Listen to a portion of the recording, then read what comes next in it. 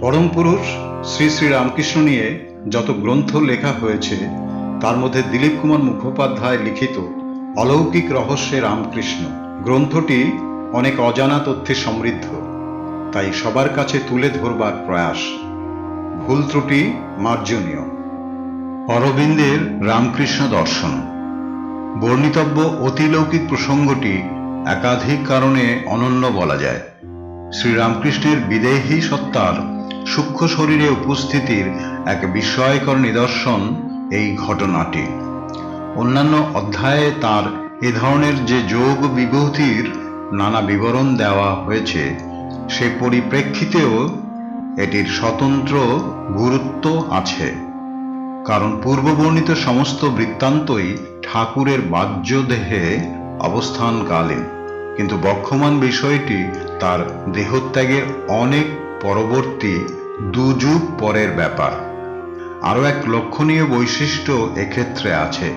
আগেকার সব প্রসঙ্গে দেখা গেছে যাদের সম্পর্কে তার নির্মাণকায় অথবা সূক্ষ্মদেহে গমনাগমন ঘটেছে, তাদের সকলের সঙ্গে তার প্রত্যক্ষ পরিচয় বা যোগাযোগ ছিল। সেই সব ব্যক্তিরা ছিলেন তার আত্মীয়, সন্ন্যাসী কিংবা গৃহী শিষ্য, শিষ্যা, অনুরাগী, ভক্ত প্রভৃতি।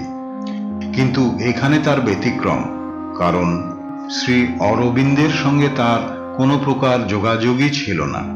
তারা নামে মাত্র এবং অরবিন্দের শুধু বাল্য জীবনে সমকালীন। পরস্পর চাক্ষুষ সাক্ষাৎকারও তাদের হয়নি।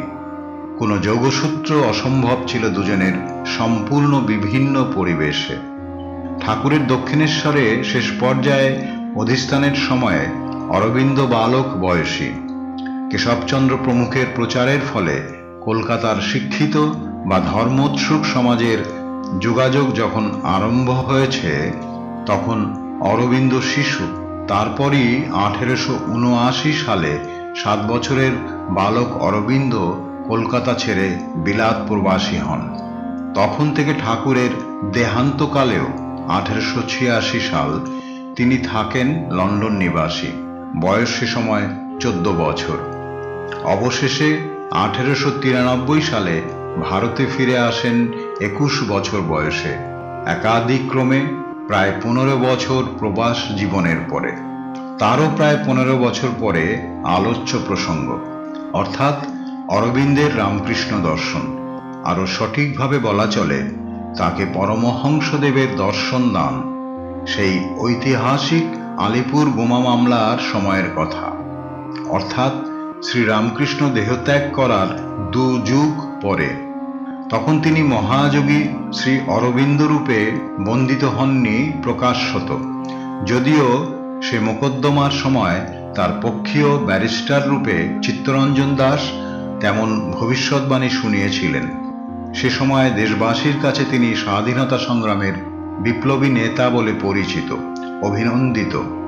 ব্রিটিশ সরকারের বিরুদ্ধে সশস্ত্র মুক্তিযুদ্ধের এক পরিচালক, তাত্ত্বিক নৈতিক প্রবক্তা, আজন্ম সাহেবীপনার মধ্যে লালিত সাহেব, সিভিল সার্জন কেজি ঘোষের প্রিয় পুত্র, আরও আবাল্য বিলাতবাসী এবং সেখানেই সওয়াযুগ ইউরোপীয় শিক্ষাদীক্ষায় বর্ধিত তরুণের ভারতে ফেরার পর কিভাবে স্বদেশীয় ভারতীয় মানসে উত্তরণ ঘটল এবং তিনি দেশ মাতৃকার শৃঙ্খল মোচনে উৎসর্গীকৃত হলেন, আবার পরে অতিমানসের আহ্বানে মহাসাধকে পরিণত।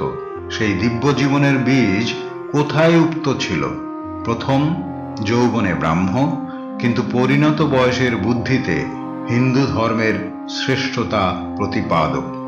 মনস্বী রাজনারায়ণ বসুর দৌহিত্র চরিত্রের গভীরে তা এক পরমাশ্চর্য।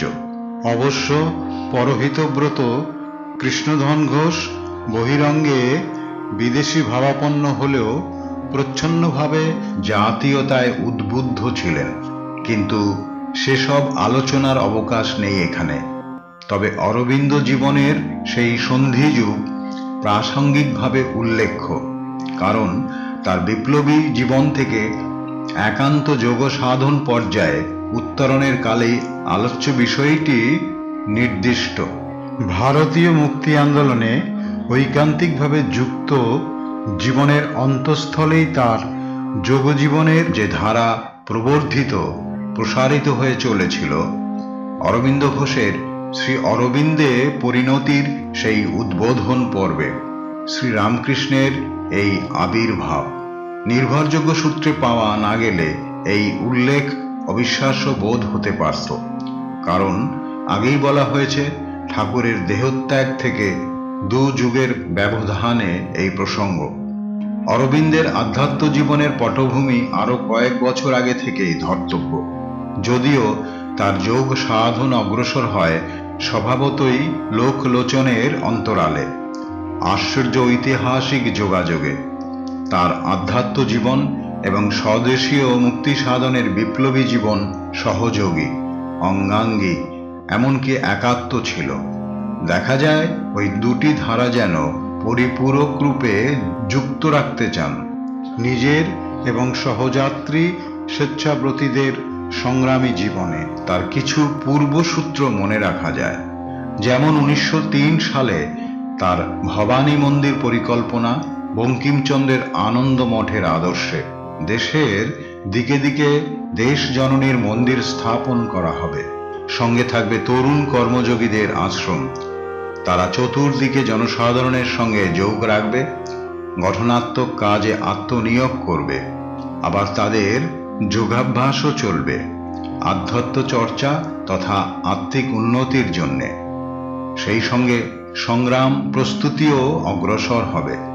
সে সময় যে ধর্মগুরু ও যোগীদের সঙ্গ এবং প্রেরণা লাভ তাদের লক্ষ্য ছিল, তাও মুক্তিযুদ্ধের সহায়তা তথা সার্থকতা লাভের আশায়।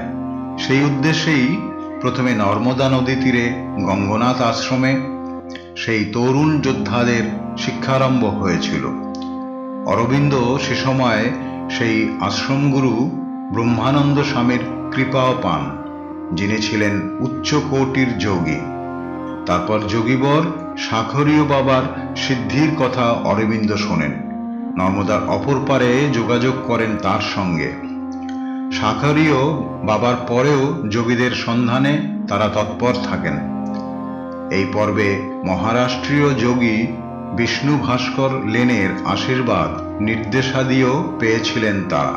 যোগসাধন বিষয়ে বিষ্ণু ভাস্কর লেনের প্রভাব অরবিন্দ জীবনে স্বীকৃত।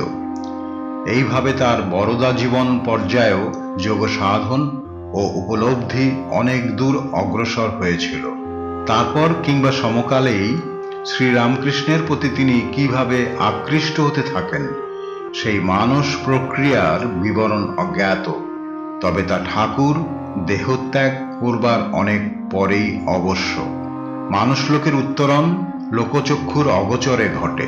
তার লিখিত বিবরণও অপ্রাপ্য। নবজাতীয়তাবাদের উৎস সন্ধানে অরবিন্দ অন্তর কিভাবে বিলাতে অবস্থানকালেই বঙ্কিমকে আবিষ্কার করেন, সে রহস্য কি উদ্ঘাটিত হয়েছে? তেমনি আধ্যাত্ম চেতনার কোন গভীরে অবগাহন করে তিনি পেয়েছিলেন শ্রীরামকৃষ্ণকে, তা আরও গূঢ় অধ্যায়। যখন তা প্রকাশ পায়, দেখা যায় পরমহংসদেবের প্রতি শ্রদ্ধায় আস্থায় তিনি পরিপূর্ণ।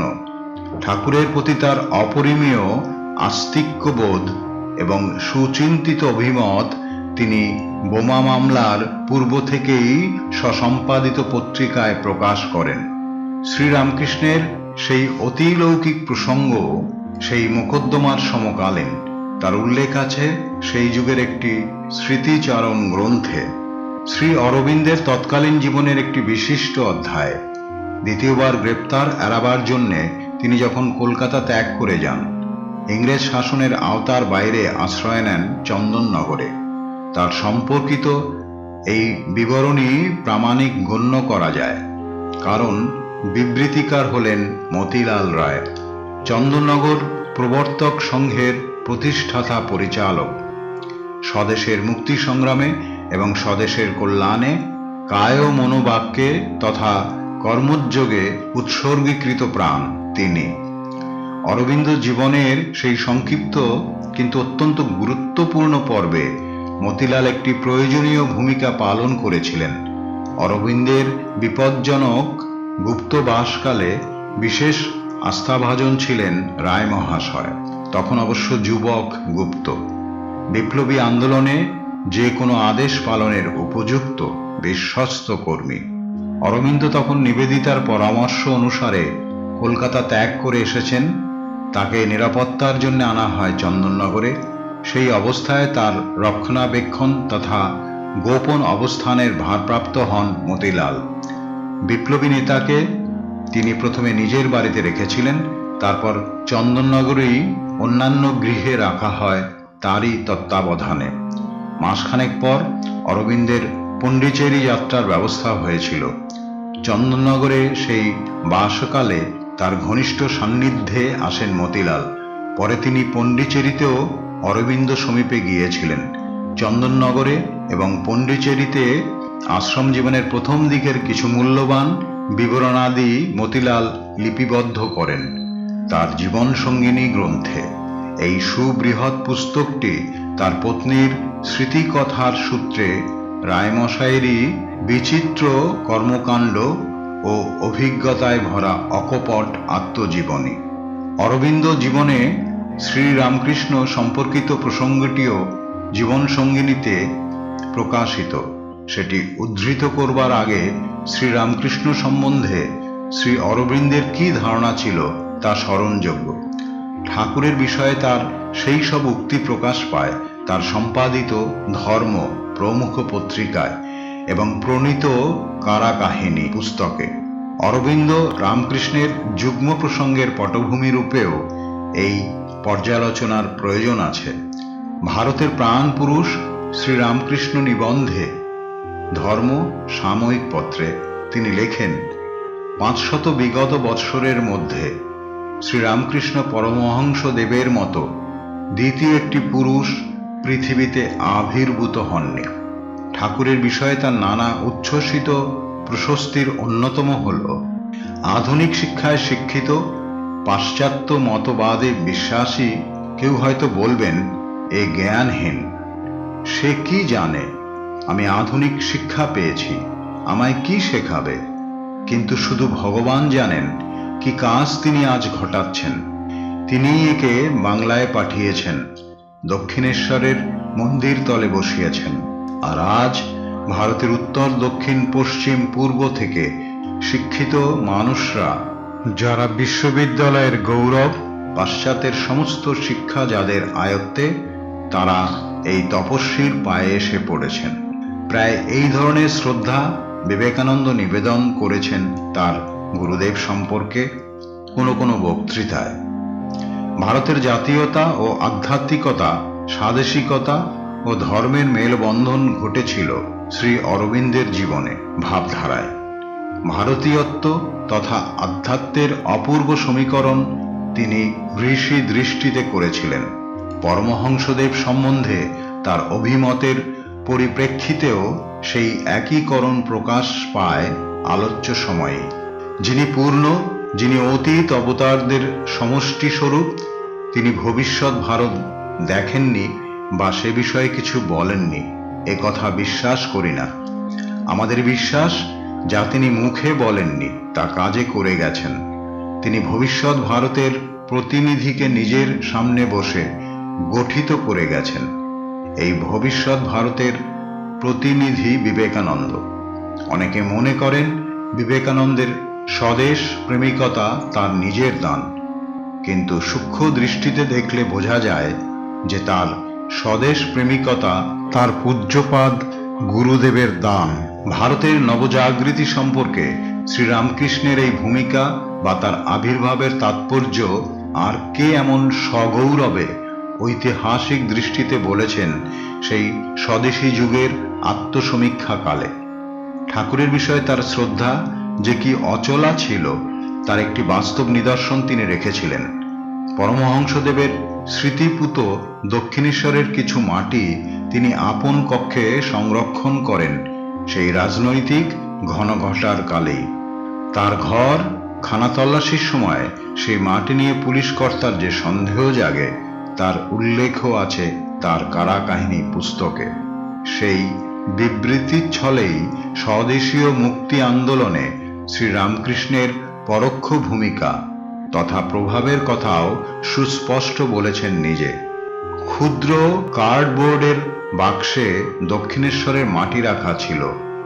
ক্লার্ক সাহেব, পুলিশ অফিসার, তা বড় সন্দিগ্ধ মনে দেখতে থাকেন। তার বড় সন্দেহ হয় এটা কোন ভয়ঙ্কর বিস্ফোরকশীল পদার্থ।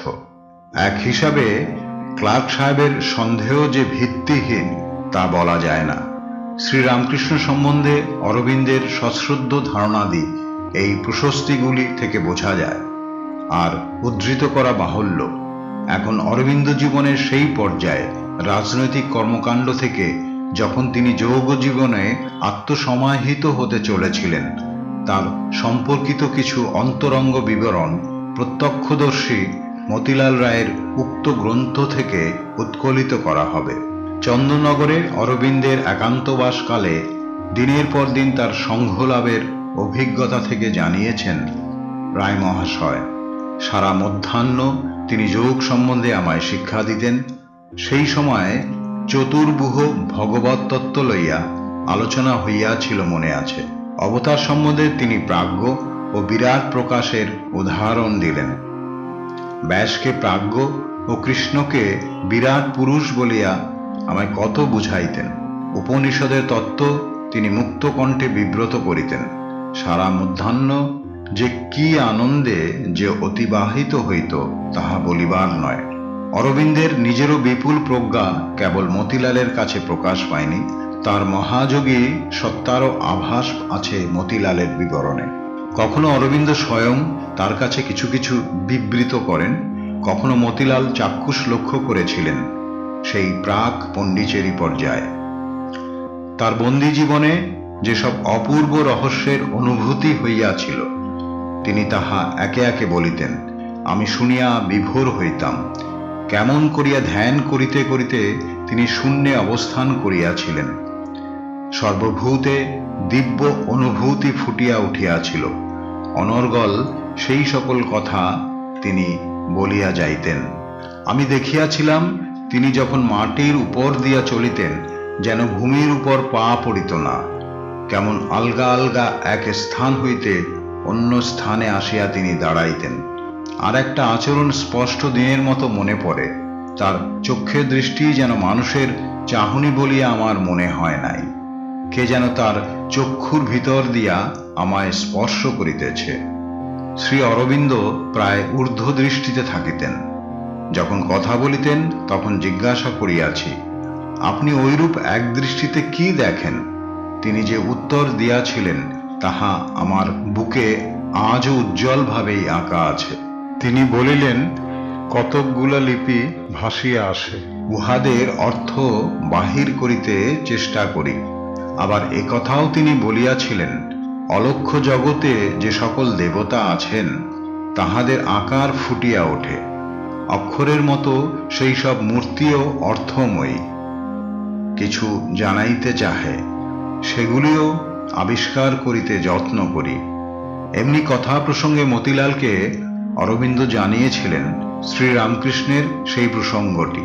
বোমা মামলার সমকালীন অরবিন্দের এই উক্তি। মতিলাল লিখেছেন, গ্রে স্ট্রিট হইতে পুলিশ কর্তৃক ধৃত হইয়া একখানি ঠিকা গাড়ি করিয়া তাহাকে যখন লালবাজার পুলিশ কোর্টে আনা হইতেছিল, তার সম্মুখে ঠাকুর রামকৃষ্ণ সারাক্ষণ বসিয়া তাহাকে সান্ত্বনা ভরসা দিয়াছিলেন। তার মুখে এ সকল কথাও শুনিয়াছি। মনে রাখা যায়, শ্রীরামকৃষ্ণ দেহত্যাগ করেছিলেন তার 2 যুগ আগে।